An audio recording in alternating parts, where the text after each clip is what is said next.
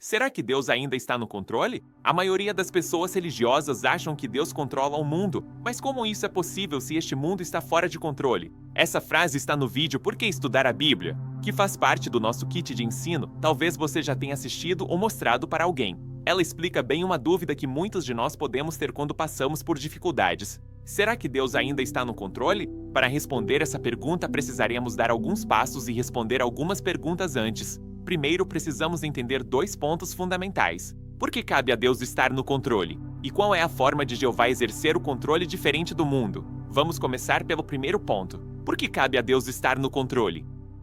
Eu trouxe aqui, apenas para ilustrar, um controle remoto. Acredito que a maioria já viu um ou mesmo utilize no seu dia a dia. Quem tem o controle em suas mãos pode controlar um determinado aparelho, não é verdade? Imagine um controle de ar-condicionado. Nele podemos controlar, por exemplo, a temperatura. Alguns inclusive servem tanto para esquentar como para esfriar um ambiente, correto? Mas será que existem limites? Com certeza sim. O criador daquele aparelho concede o controle remoto, mas estabelece limites. Por exemplo, ele esquenta até um determinado limite. Não dá para fazer um churrasco na frente de um ar-condicionado, concorda? Ou mesmo gelar um refrigerante. Existe uma temperatura máxima e mínima estabelecida por quem? Pelo Criador. Aqui entendemos um ponto principal, que é, o Criador de algo sempre tem o controle sobre sua criação, mesmo que tenhamos temporariamente de forma limitada o controle de algumas funções.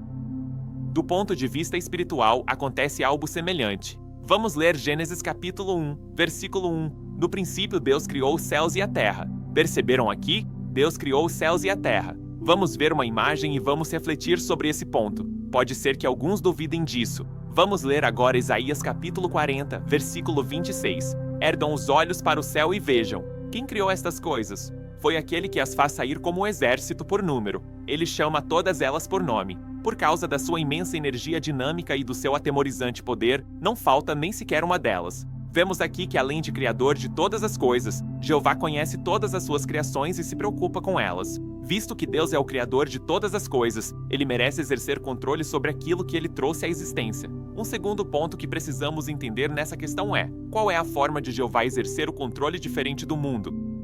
Sem dúvida, Jeová exerce esse controle de uma forma amorosa perfeita. Se lembrarmos do primeiro casal humano, Adão e Eva, eles podiam experimentar esse controle amoroso na prática. Querem ver? Como era o local que Deus havia criado para eles? Era um paraíso, um local lindo com comida abundante. Eles tinham uma ocupação importante e tinham o privilégio de conviver com o seu Criador. Todas as suas necessidades estavam atendidas. Pense nas frutas que Jeová havia criado. Se analisamos apenas uma fruta, como a laranja, você gosta de laranja. Um bom suco, Sabia que existem mais de 700 tipos diferentes de laranja? Se o objetivo de Jeová fosse apenas nos alimentar, talvez criar 2 ou 3 tipos já seria o bastante. Mas não, com o seu amor, ele queria que nós humanos pudéssemos desfrutar com prazer da sua criação. Por amor.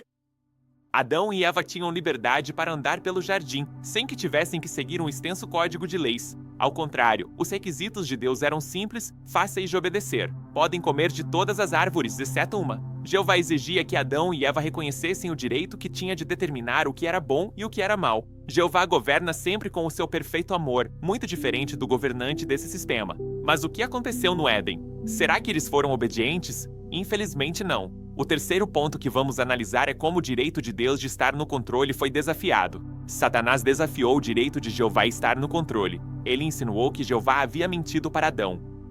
Vamos ver em Gênesis capítulo 3, versículos 1 a 5. A serpente era o mais cauteloso de todos os animais selvagens que Jeová Deus havia feito. Assim, ela disse à mulher: "Foi isso mesmo que Deus disse, que vocês não devem comer de toda a árvore do jardim." Então a mulher disse à serpente: "Podemos comer do fruto das árvores do jardim, mas sobre o fruto da árvore que está no meio do jardim, Deus disse: Não comam dele, não, nem toquem nele, do contrário, vocês morrerão." Então a serpente disse à mulher: "Vocês certamente não morrerão, pois Deus sabe que no mesmo dia em que comerem dele, seus olhos se abrirão e vocês serão como Deus, sabendo o que é bom e o que é mal." Mas essa foi a serpente? Vamos ler Apocalipse capítulo 12, versículo 9. Assim foi lançado para baixo o grande dragão, a serpente original, o chamado Diabo e Satanás, que está enganando toda a terra habitada.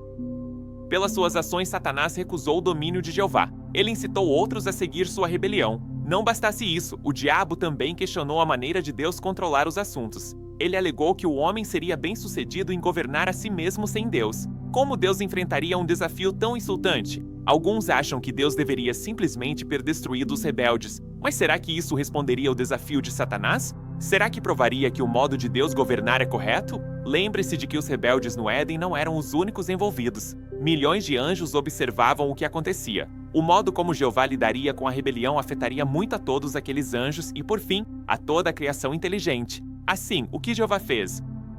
Ele permitiu que Satanás mostrasse como governaria a humanidade. Permitiu também que os humanos governassem a si mesmos sob a direção de Satanás. Isso foi necessário para provar que o governo humano sob a influência de Satanás traria resultados desastrosos, como vemos hoje em dia. Estamos num mundo fora de controle, cheio de dor, sofrimento, doença, morte, pobreza, violência e desastres. Portanto, ainda vai levar um tempo para que essas questões sejam resolvidas de forma definitiva. Mas significa então que Jeová perdeu o controle da situação? Com certeza não. Como vemos no Salmo 24, versículo 1, a Jeová pertence a terra e tudo o que nela há. Um quarto ponto importante nesse discurso é que, apesar de toda essa situação, Jeová sempre manteve sua posição como soberano. Como está escrito em Salmo 103, versículo 19, Jeová estabeleceu firmemente o seu trono nos céus. Ele reina sobre tudo.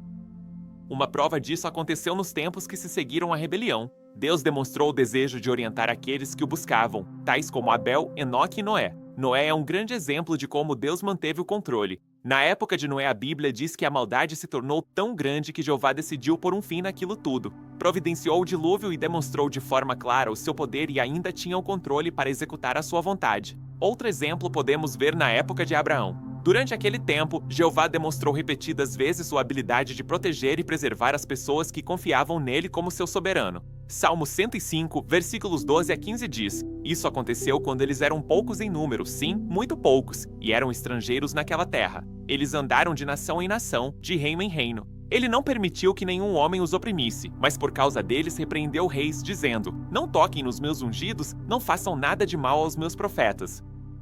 A nação de Jeová na época de Abraão era pequena, eram forasteiros e andavam de nação em nação, ou seja, estavam vulneráveis a ataques. E mesmo apesar de muitas dificuldades, Jeová mantinha o seu controle ao proteger o seu povo. Dessa forma, Jeová Deus manteve a sua posição apesar do desafio de Satanás, protegendo e preservando as pessoas que confiavam nele como seu soberano. Deste modo, por milhares de anos, Jeová nunca permitiu que algo interferisse com o perfeito desenrolar de seu propósito, mantendo o controle da situação. Como vimos até aqui, Jeová demonstrou de várias maneiras seu poder e direito sobre sua criação. Um quinto e último ponto que vamos analisar é: em breve todos reconhecerão o direito de Jeová governar. Como podemos ter certeza disso?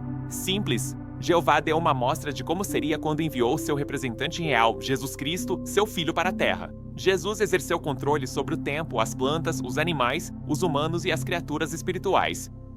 Ao verem isso, as multidões glorificaram a Deus que tinha dado tal autoridade. Isso está em Mateus capítulo 9, versículo 8. Isso provou que sua autoridade procedia do soberano Deus Jeová. Mas lembram que uma rebelião havia sido instaurada lá no Jardim do Éden por Satanás? E por essa razão, Deus permitiu que os humanos governassem a si mesmos com a influência e controle do diabo. Quando e como Jeová restauraria seu plano original? Essa restauração se daria através do sacrifício de Jesus. Embora a prisão, os julgamentos e a execução de Jesus dessem a entender que Jeová havia perdido o controle da situação, na realidade indicaram um poderoso cumprimento das profecias de Deus. Jesus, mediante sua lealdade e integridade até a morte, provou que o governante do mundo, o adversário de Deus, Satanás, não tinha nenhum poder sobre ele, e que ele havia realmente vencido o mundo. Através do reino de Deus, Jeová usará seu Filho, Cristo Jesus, como instrumento para defender seu direito de governar. Isso está em Daniel capítulo 2, versículos 44 e 45. O reino vai desfazer todo o sofrimento causado pelo governo humano. E assim que ele, Jesus, terminar o seu trabalho, ele devolverá a Jeová, seu Pai, o controle do reino.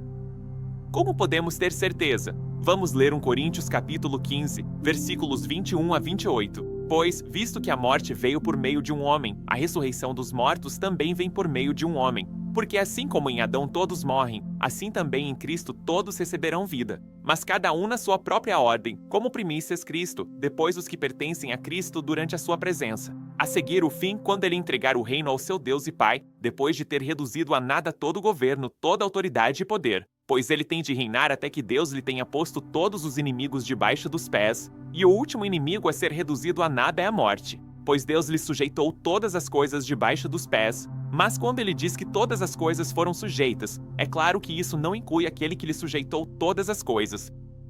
No entanto, quando todas as coisas lhe tiverem sido sujeitas, então o próprio Filho também se sujeitará àquele que lhe sujeitou todas as coisas, para que Deus seja todas as coisas para com todos. Quando isso ocorrer, Jeová terá restaurado de forma perfeita o controle através de seu reino messiânico. Agora, como podemos demonstrar o nosso amor pela maneira que Jeová governa? Estamos envolvidos na questão da soberania. Isso está mencionado em Jó capítulo 2, versículos 3 a 5. Jeová deseja que nós o sirvamos de boa vontade, por amor. Isso encontramos em Deuteronômio capítulo 10, versículos 12 a 21, e também no capítulo 30, versículos 6 e 15 a 20, além de Isaías capítulo 1, versículos 18 a 20. Ele dá a cada um de nós a liberdade para demonstrar nossa preferência pela sua soberania e que permitimos que ele governe as nossas vidas.